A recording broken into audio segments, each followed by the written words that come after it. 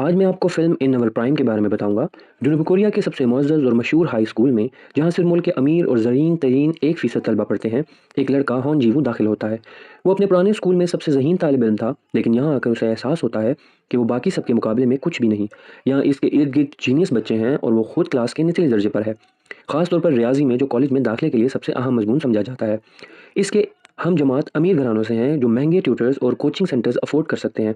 लेकिन जी वो एक गरीब तालिब इल्म है, जो हुकूमत की वेलफेयर स्कीम के तहत पढ़ रहा है। इसका रियाजी का उस्ताद मिस्टर किम गेन यू इसे याद दिलाता है कि इसके नंबर बहुत कमज़ोर हैं और अगर इसने बेहतरी ना दिखाई तो किसी अच्छे कॉलेज में दाखिला नामुमकिन होगा।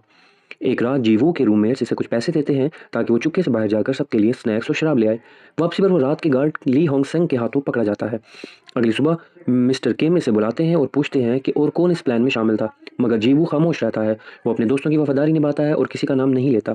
इसकी यही वफादारी एक लड़की पार्क बोरेन की तवज्जो हासिल करती है, लेकिन इस हरकत की सज़ा में इसे आर्जी तौर पर हॉस्टल से निकाल दिया जाता है। क्लास के बाद जब इसके रूममेट्स इसे शुक्रिया के तौर पर दोबारा पैसे देने आते हैं तो वो इनकार कर देता है। वो कहता है, हम दोस्त हैं, मैं तुमसे पैसे नहीं लूँगा। फिर वो सब बात करते हैं कि रात के वक्त स्नैक्स लाने के दूसरे तरीके क्या हो सकते हैं, मगर कहते हैं कि यह नामुमकिन है क्योंकि हॉक सिंह गार्ड बहुत सख्त है। इसे कमी ऑफिसर कहते हैं क्योंकि वो शुमाली कोरिया से भागा हुआ एक शख्स है। बाद में हॉक सिंह अपने डॉक्टर के पास जाता है। डॉक्टर इसे बताता है कि रात की शिफ्ट इसकी सेहत के लिए अच्छी नहीं है और नींद की गोलियों पर एहसार करने से इसका जिस्मानी निज़ाम बिगड़ गया है। हॉक सिंह जवाब देता है, मेरे जैसे डिफेक्टर को यही एक नौकरी मिल सकती है, जब तक तुम कोई और नहीं दिलाते मैं यही काम करता रहूंगा। घर वापस जाकर वो अपने अकेले अपार्टमेंट में कुछ वक्त गुजारता है, अपने पालतू कछुए को खाना देता है, स्ट्रॉबेरी मिल्क पीता है और सूडो को पजल का हल करता है। अगले दिन जीवू बाकायदा तौर पर हॉस्टल से निकाल दिया जाता है। बोरीन इस पर तंज करती है कि मुझे लगा था तुम लूजर नहीं हो, मगर लगता है मैं गलत थी। कुछ घंटों बाद जीवू अपने घर वापस पहुंचता है। वो घर साफ करता है ताकि जब इसकी माँ, जो बेवा है और दिन रात काम करती है, वापस आए तो खुश हो। माँ अपने बेटे पर फख्र महसूस करती है जो इतने बड़े स्कूल में पढ़ रहा है। जीवू के पास हौसला नहीं होता वो माँ को बताए कि वो रहने की जगह से निकाल दिया गया है, इसलिए वो झूठ बोल देता है कि मैं बस आपको मिलने आया था, अब वापस स्कूल जा रहा हूँ। बारिश शुरू हो जाती है और जीवू स्कूल के खाली लेबोरेटरी में छुपने की कोशिश करता है, मगर वहाँ भी हॉक सिंह इसे पकड़ लेता है। जब इसे पता चलता है कि लड़के के पास रहने की जगह नहीं तो इसे तरस आता है और वो इसे अपने ऑफिस में सोने की इजाज़त दे देता है। जब जीवू सो जाता है, हॉक सिंह इसका रियाजी का होमवर्क देखता है जो वो हल नहीं कर पाया था। सुबह सूरज निकलते ही वो जीवू को बाहर निकाल देता है, लेकिन जब जीवू क्लास में जाता है तो हैरान रह जाता है। इसका होमवर्क मुकम्मल हो चुका है और तमाम वो जवाबात दुरुस्त है। बोरीम ये देख लेती है और चाहती है कि वो टीचर को दिखाए, लेकिन जीवू कहता है किसी को मत बताना। क्लास के बाद जीवू जाकर हॉकसिंग का शुक्रिया अदा करता है और कहता है, मुझे भी सिखा दो कि तुमने कैसे किया, मगर हॉकसिंग इसे दरवाजे से निकाल देता है। बाद में जीवू सुनता है कि यहाँ तक कि इसके क्लास फेलोज के महंगे टीचर्स भी ये मुश्किल सवाल हल नहीं कर पाए। इसे यकीन हो जाता है कि हॉक सिंह आम शख्स नहीं है, कोई बहुत ख़ास इंसान है। वो इसके पीछे लग जाता है, मिन्नतें करता है कि वो इसे रियाजी पढ़ा दे, मगर हॉक सिंह तवज्जो नहीं देता।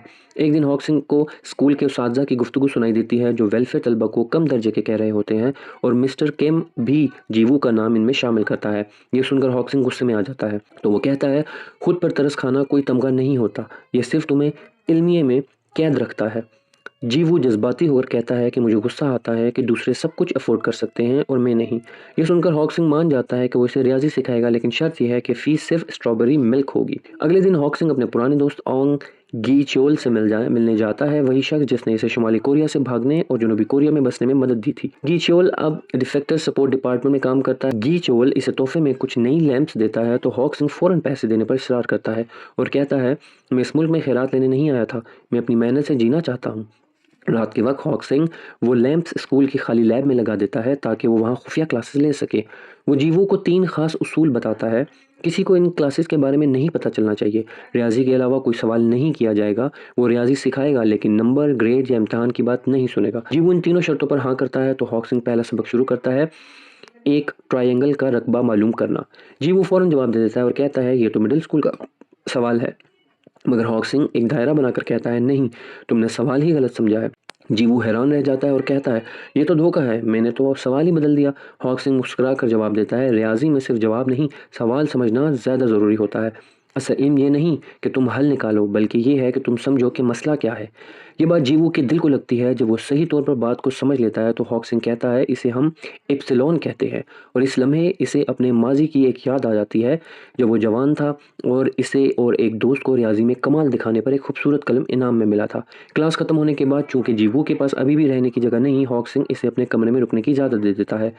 कुछ दिन गुजरते हैं, जीवू देखता है कि हॉकसिंग रातों को क्लासिकल मौसीकी सुनता है। एक पुराने कैसेट प्लेयर पर वो बातें करते हैं मौसीकारों, धुनों और ज़िंदगी के बारे में। कैसेट की आवाज़ ख़राब होती है तो जीवू अपने फ़ोन से वही मौसीकी चला देता है। हॉकसिंग हैरान रह जाता है कि फ़ोन से आवाज़ कितनी साफ़ आ रही है। इसी रात वो कई दिनों बाद गहरी नींद सोता है। अगली सुबह जब वो जागता है, जीवू क्लास के लिए निकल चुका होता है। क्लास में मिस्टर किम ऐलान करते हैं कि इस बार फाइनल इम्तिहान की जगह पाइथागोरस मैथ मुकाबला होगा और ये इनका फाइनल ग्रेड शुमार होगा। तलबा खुश नहीं होते क्योंकि सिर्फ 2 महीने बाकी हैं, लेकिन मिस्टर किम कहते हैं मुझे तुम सबसे गोल्ड चाहिए। अब जी वो रोज़ रात को हॉकसिंग के पास आता है और इसके साथ रियाजी के मुश्किल तरीन सवालात हल करता है। बोरीम नोट करती है कि जीवू रोज़ स्ट्रॉबेरी मिल्क खरीदता है जैसे वो किसी नशे में हो। एक शाम एक बहुत मुश्किल सवाल आता है। जीवू कहता है ये कैसे हल होगा। हॉकसिंग जवाब देता है फार्मूला भूल जाओ, खुद गिनो खुद हल करो। 3 घंटे बाद जीवू सवाल हल कर लेता है। तब हॉकसिंग इसे एक मिसाल देता है। एक मशहूर रियाजीदान बर्नहॉर्ड रेमन ने 2 की 38 इशारियाँ खुद हाथ से निकाली थीं ताकि वो मसले को महसूस कर सके। सिर्फ फार्मूला याद करने के बजाय यही असल रियाजी है। फिर वो कहता है मैं तुम्हें नहीं बताऊंगा कि तुम्हारा जवाब सही है या नहीं, ये तुम्हारा होमवर्क है। एक रियाजीदान का असल काम खुद तलाश करना होता है, वक्त गुजारता है और जीवो की रियाजी में रोज़ बरोज़ बेहतरी आती है। लेकिन एक दिन इसे खबर मिलती है कि इसका करीबी दोस्त जो वेलफेयर स्टूडेंट था, स्कूल छोड़कर वापस अपने पुराने स्कूल जा रहा है। वो कहता है सब फजूल था, यहाँ आकर कुछ नहीं मिला। ये सुनकर जीवो सोच में पड़ जाता है कि शायद इसे फिर स्कूल छोड़ देना होगा। बुरीम इससे बात करने की कोशिश करती है मगर जीवो समझता है कि वो इसका मजाक उड़ा रहा है, क्योंकि वो भी अमीर घराने से है। इतने में बोरीम की माँ आ जाती है और गाड़ी में बैठते हुए अपनी बेटी को डांटती है कि वो गरीब वेलफेयर बच्चों के साथ वक्त क्यों गुजारती है। हालांकि बोरीम भी वेलफेयर लिस्ट पर है मगर इसका मतलब सिर्फ ये है कि इसके वालिदैन तलाक याफ्ता हैं, इसे माली मदद नहीं मिलती। माँ इसे पियानो से सुनने पर भी डांटती है, कहती है ये सब छोड़ो, पढ़ाई पर ध्यान दो। मैंने तुम्हारे लिए मिस्टर किम को प्राइवेट ट्यूशन के लिए रखा है जो कि स्कूल के उसूलों के खिलाफ है। इस रात जीवू हॉकसिंग से अपने दोस्त के बारे में बात करता है और कहता है क्या मैं भी ट्रांसफ़र कर लूँ। हॉकसिंग इसे समझाता है कामयाबी अक्ल से नहीं हिम्मत से आती है, आखिर तक लड़ने का हौसला ही तुम्हें जीत दिलाता है। वो इसे दिखाता है कि इसके पीछे सवालों में कुछ गलतियां तो हैं मगर तरीका बिल्कुल दुरुस्त है, यही असल सीख है। इसी रात जीवो का हॉस्टल का सस्पेंशन ख़त्म हो जाता है। वो वापस ड्रोम में आता है मगर एतराफ़ करता है कि इसे हॉकसिंग के साथ वक्त गुजारना याद आ रहा है। अगले दिन बोरीम इसे स्ट्रॉबेरी मिल्क देती है, साथ एक नोट लिखा होता है सॉरी। जीवो हैरान रह जाता है मगर जब वो वहाँ से बढ़ता है, बोरीम चुपके से इसका पीछा करती है और यूं इसे हॉक सिंह की खुफिया क्लासेस का राज पता चल जाता है। बोरीम जाकर हॉक सिंह का शुक्रिया अदा करती है और कहती है क्या मैं भी कभी कभार आ सकती हूँ। हॉक सिंह कहता है हाँ मगर किसी को बताना मत। बोरीम मजाक में कहती है कम्मी ऑफिसर साहब, हॉक सिंह चूंकि जाता है वो शुमाली कोरिया से तो है मगर फौजी नहीं रहा। वो बताता है कि किसी खास वजह से इसे फौज में नहीं भेजा गया था। इसी दौरान वो देखते हैं कि कुछ तलबा स्कूल के मैदान में चुपके से घूम रहे हैं मगर हॉक सिंह कहता है छोड़ दो, मैं अब किसी को नहीं पकड़ूंगा। रात के वक्त हॉकसिंग अपनी क्लासेस के बाद बैठा कुछ कागजात देख रहा होता है। वो रियाजी के एक मशहूर मसले पर लिख रहा है, रेमन हाइपोथेसिस, जो दुनिया का सबसे मुश्किल अभी तक हल ना होने वाला सवाल माना जाता है। यही वो मसला है जिस पर इसने अपनी जवानी में तहकीक शुरू की थी। अगले दिन स्कूल में मिस्टर किम जी वू से पूछते हैं तुम्हारी रियाजी में इतनी अचानक बेहतरी कैसे आ गई, किसी ने तुम्हें ट्यूशन तो नहीं दी ना। जी वो कहता है नहीं सर, बस मैं खुद पढ़ रहा हूँ। मिस्टर किम शक भरी नज़रों से देखते हैं मगर कुछ नहीं कहते। इसी दौरान मिस्टर किम की ज़ाती ज़िंदगी में एक स्कैंडल फूटता है। पता चलता है कि वो तलबा से प्राइवेट ट्यूशन फीस लेकर स्कूल के कवायद तोड़ रहा है, लेकिन प्रिंसिपल इस मामले को दबाने की कोशिश करता है क्योंकि मिस्टर किम स्कूल के बेहतरीन टीचर है और स्कूल का रैंक इन्हीं की वजह से बढ़ रहा है। बोरीम ये सब कुछ देखकर स्कूल के नेटवर्क पर प्रिंसिपल और मिस्टर किम की खुफिया ऑडियो रिकॉर्डिंग अपलोड कर देती है। पूरे स्कूल में हंगामा मच जाता है। मिस्टर किम का चेहरा लटक जाता है, प्रिंसिपल खामोश रह जाता है और हॉक सिंह का नाम आखिरकार साफ हो जाता है। लेकिन इस दौरान हॉक सिंह स्कूल छोड़ने का फैसला कर चुका होता है। वो अपने कमरे से तमाम रियाजी की नोटबुक्स जमा करता है और जला देता है। जीवू इसके पास दौड़ता हुआ आता है और कहता है सर आप ऐसा क्यों कर रहे हैं, आपने मेरी ज़िंदगी बदल दी, अब आप यूं सब ख़त्म नहीं कर सकते। हॉक सिंह खामोश रहता है और बस कहता है मैंने जो सीखा था सिखा दिया, अब तुम्हें खुद उड़ना है। मैंने अपनी ज़िंदगी रियाजी के एक सवाल के पीछे गंवा दी, अब मजीद नहीं। जीवू की आंखों में आंसू आ जाते हैं। वो पूछता है आपने रेमन हाइपोथेसिस हल की थी ना। हॉक सिंह कहता है हाँ शायद की थी, लेकिन जब मैंने इसे पेश किया किसी ने यकीन नहीं किया क्योंकि मैं शुमाली कोरिया से था। मेरे उस्ताद ने कहा गरीब और पनाह गुज़ीन लोग इल्म के मालिक नहीं हो सकते। ये जुमला हॉक सिंह की रूह में जहर बन गया। जीवू खामोश हो जाता है, फिर आहिस्ता से कहता है सर मैं आप पर यकीन करता हूँ, दुनिया शायद ना समझे मगर मैं जानता हूँ कि आप एक जीनियस हैं। हॉक सिंह की आंखें नम हो जाती हैं। वो मुस्कुरा कर कहता है अगर कभी तुम्हें रियाजी से डर लगे तो याद रखना फार्मूला नहीं जज्बा जीतता है। इसी रात हॉकिंग स्कूल छोड़कर चला जाता है, लेकिन जीवो को एक लिफाफा छोड़ जाता है जिसमें लिखा होता है, असल रियाजी तब शुरू होती है जब तुम गिनना छोड़ दो और महसूस करना शुरू करो। अगली सुबह प्रिंसिपल को अपने खिलाफ शिकायत की बिना पर ओहदा छोड़ना पड़ता है। मिस्टर किम को भी मुअत्तल कर दिया जाता है। स्कूल में नए उसूल बनते हैं, इल्म किसी तबके, नस्ल या दोस्त दौलत का मोहताज नहीं। जीवू अब आखिरी मरहले मैथ ओलंपियाड टेस्ट की तैयारी करता है। इस बार वो अकेला है, मगर हॉकिंस की बातें इसे हर सवाल में याद आती हैं। जब वो प्रॉब्लम 7 पर पहुंचता है तो वही सवाल होता है जो हॉकिंस ने कभी दिया था, find the truth between two infinite number. वो मुस्कुरा देता है और दिल में कहता है, sir I know the answer now. जी वो अपने कमरे में बैठता है, सामने हॉकिंस की पुरानी नोटबुक रखी है, इसके अल्फाज जहन में गूंज रहे हैं, रियाजी को याद मत करो, इसे महसूस करो।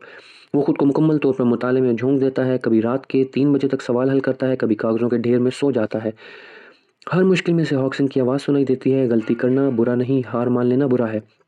आखिरकार वो दिन आता है, नेशनल मैथ ओलंपियाड कंपटीशन। पूरे मुल्क के हज़ारों तलबा शरीक हैं। हॉल के दरवाजे पर दाखिल होते वक्त जीवो के हाथ कांप रहे हैं। वो खामोशी से अपनी नशिस्त पर बैठता है।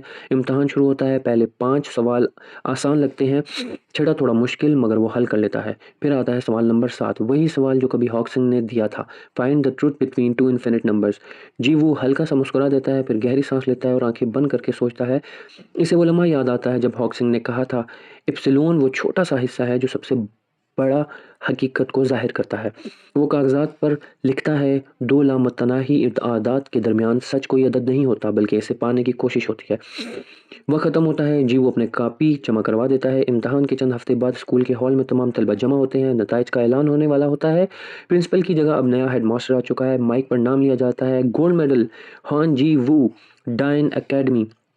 पूरा हाल तालियों से गूंज उठता है। बोरीम खुशी से चीख उठती है और जीवो की आंखों से आंसू बहने लगते हैं। स्टेज पर जाते हुए वो दिल में सोचता है, सर ये तुम्हारे लिए है। जैसे ही वो मेडल लेता है, हॉल के दरवाजे पर खामोश शख्स खड़ा होता है, हॉक सिंह। वो दूर से जीवो को देखता है, आंखों में फख्र और खुशी के आंसू। जीवो की नज़र जब इस पर पड़ती है तो वो दौड़कर दरवाजे की तरफ आता है, मगर हॉक सिंह जा चुका होता है। बाहर सिर्फ हवा का झोंका रह जाता है। कुछ दिन बाद जीवो वही जगह जाता है जहाँ हॉक सिंह अक्सर बैठकर सोचता था, स्कूल के पिछले बाग के बेंच पर। वहाँ इसे एक छोटा सा बॉक्स मिलता है, अंदर एक नोट, एक पर्ची रखी होती है। नोट पर लिखा होता है, अगर कभी तुम कोई ऐसी चीज़ हल करो जिस पर दुनिया यकीन ना करे तो रुकना मत। मैं उसलिए एक नाकाबे निकालता है, स्ट्रॉबेरी मिल्क। हॉकिंस कहकर लगा कर कहता है, अब भी हिलाते हो? जी वो हंसते हुए जवाब देता है, ये तो हमारी फीस है सर।